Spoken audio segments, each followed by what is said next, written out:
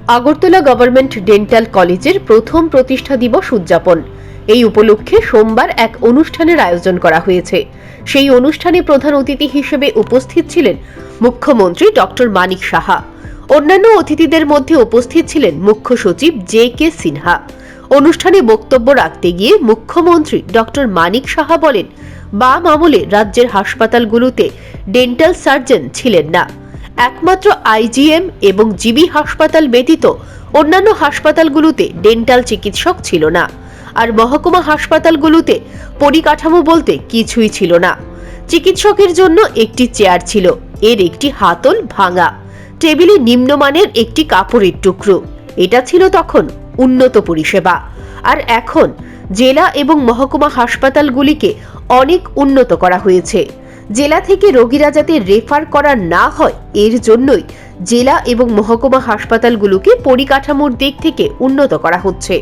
তাছাড়া আগে দাঁতের চিকিৎসকদের বলা হতো ডেন্টিস্ট, এর নাম অনেক কষ্টে পাল্টানো হয়েছে। এখন এই চিকিৎসকদের ডেন্টিস্ট সার্জন বলা হয়।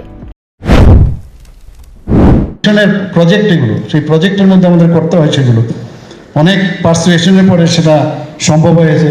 আমাদের state hospital, district hospital, cancer hospital, sub divisional hospital, PSC, বিভিন্ন সাব সেন্টারে পর্যন্ত এখন ডেন্টাল সার্জন আমরা দিচ্ছি।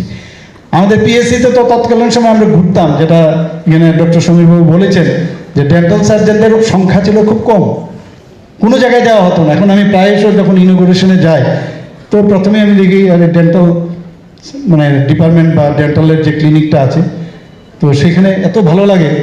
আগে তো ডেন্টাল কলেজ তো দূর, যেখানে পোস্টিং দেওয়া হতো সেখানে দেখতাম টেবিলটার মধ্যে একটা সিস্টার একটা কাপড় কোনো রকম কেটে উপরে দিয়ে দিত টেবিল, আর হাতলটা যে চেয়ারটা ছিল একটা হাতল ভাঙা। আমি ভাবতাম একটা বেস্ট হসপিটালে এসছি, তখন ভাবতাম।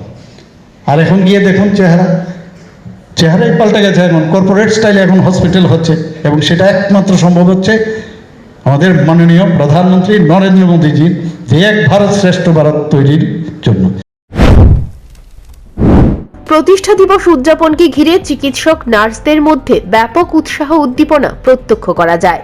Bureau report, news prime Tripura.